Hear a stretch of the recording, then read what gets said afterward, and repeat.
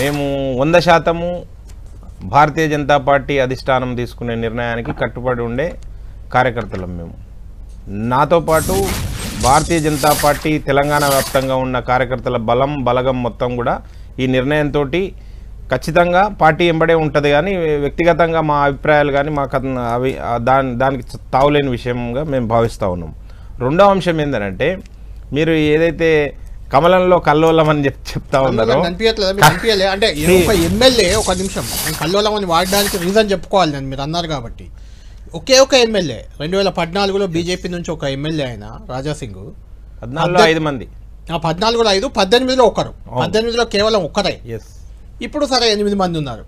వీళ్ళ ఈ 3 సార్లు కూడా ఎమ్మెల్యేగా ఉన్న ఆయన రాజీనామా చేసి అసలు మా పార్టీని అధికారంలోకి తెచ్చే ఆలోచన మా పార్టీ పెద్దలకు లేదని చెప్పిపోతే మీకు అది కల్లోలంలా కనిపించట్లేదు? ఇప్పుడు బండి సంజయ్ గారు కూడా చెప్పింది విన్నారు కదండి మీరు, కళ్యాణ్ గారు.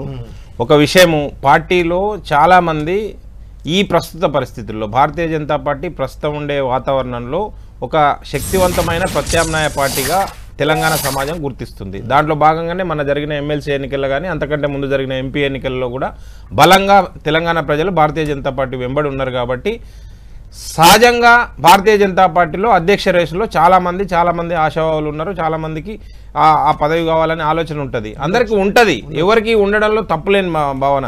అయితే ఒకటి విషయం ఏంటంటే, అధిష్టానం ఏ నిర్ణయం తీసుకున్నా దానికి కట్టుబడి ఉండాల్సిన అవసరం అయితే అందరికీ ఉంటుంది. వారు అంటే ప్రీ ఆక్యుపైడ్ కార్యక్రమాలు ఏమున్నాయో జవహర్ లో ధర్నాలో పాల్గొన్నారండి. ధర్నా అయిపోయింది అప్పటికే మేబీ. అయితే నామినేషన్ అనేది అవునండి, నామినేషన్ వేసే వాళ్ళు ఇంపార్టెంట్, కానీ నామినేషన్ కు రావాల్సిన వాళ్ళు అందరు రావాల్సిన అవసరం లేదు. ఈ రోజు ఎవరికి ఏమి పిలిపియలేదు, అందరు రావాలని చెప్పి పిలిపివ్వలేదు. కాబట్టి ఎవరన్నా ఇష్టమున్న వాళ్ళు ఉంటే ఇప్పుడు ఎన్నిక ప్రక్రియ రాలేదు కాబట్టి ఖచ్చితంగా అసంతృప్తి అనే ఫీల్ వస్తుంది కదా. మేబీ అండి, మేబీ అసంతృప్తి అంటమా లేదనుకుంటే ఇంకో రకమా అనేది తర్వాత విషయం. కానీ పార్టీ ప్రజాస్వామ్యయుతంగా ఒక ఎన్నిక ప్రక్రియ ప్రారంభించింది తెలంగాణ లోపల, అంటే దేశవ్యాప్తంగా ప్రారంభించింది. అదేవిధంగా ఇక్కడ కాదు, మండల స్థాయి నుంచి కూడా ఇదే ఒరవడి కొనసాగుతుంది. మండల స్థాయిలో మండలాధ్యక్షుని నియమించాలనుకున్నా కానీ నామినేషన్లు వేస్తారు. ఇక్కడ ఒక క్రైటీరియా ఉంది, 10 మంది రాష్ట్ర స్థాయి కౌన్సిల్ మెంబర్లు ప్రతిపాదించాల్సిన అవసరం ఉన్నది.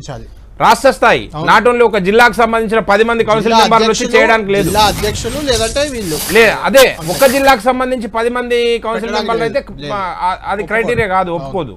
సహజంగా 10 మంది కౌన్సిల్ మెంబర్లు సమర్థిస్తే వారి ఎన్నికను నామినేషన్ స్వీకరిస్తారు. కానీ రాజాసింగ్ గారికి కూడా నేను నామినేషన్ వేస్తానంటే ఇవ్వడం జరిగింది. నామినేషన్ పత్రాలు ఇచ్చిర్రు.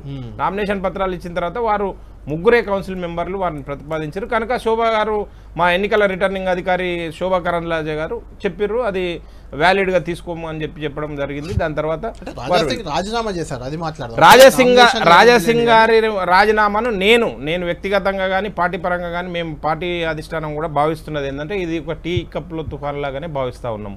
ఎందుకంటే రాజాసింగ్ గారికి ఖచ్చితంగా ఈ భారతీయ బీఆర్ఎస్ ప్రభుత్వం పోయిన తర్వాత వచ్చిన కాంగ్రెస్ ప్రభుత్వం ఏమాత్రము ప్రజల ఆకాంక్షలకు అనుగుణంగా పనిచేస్తలేదు. కనుకనే కాంగ్రెస్ ప్రభుత్వాన్ని దించాలి, దానిలో భాగంగా మేమందరం శక్తి వంచన లేకుండా పనిచేయాలనే ఆలోచనతో ఉన్నారు. కాబట్టి పైనున్న నాయకులు ఆలోచన లేరు అని ఆయన క్లియర్ గా అన్నారు. పైనున్న నాయకులకు ఆలోచన లేదు.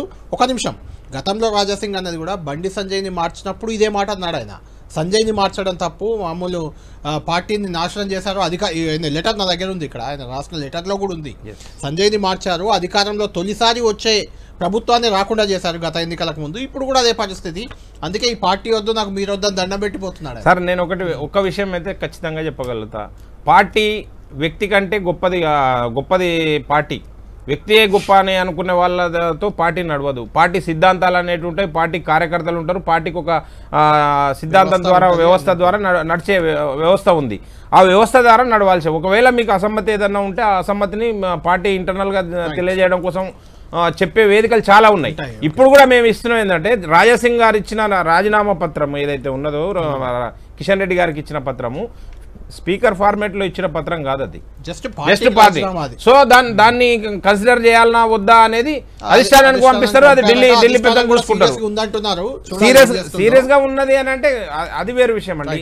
రాజాసింగ్ గారు పార్టీకి కావాల్సిన వ్యక్తి, 3 సార్లు, ఒక్కసారి కాదు 2 సార్లు కాదు, కష్టకాలం 3 సార్లు పార్టీకి అండగా నిలిచిండు. వారు రిప్రజెంటేషన్ గా ఉన్నారు. హైదరాబాద్ లో గోషమాల్లో ఒక ప్రతిష్టాత్మకమైన కాన్స్టిట్యూన్సీ నుంచి వారు ఎమ్మెల్యేగా ఉన్నారు. అంత ఈజీగా రాజాసింగ్ గారిని పార్టీ వదులుకోదు, పార్టీని కూడా రాజాసింగ్ గారు వదులుకుంటారని నేను భావించట్లేదు.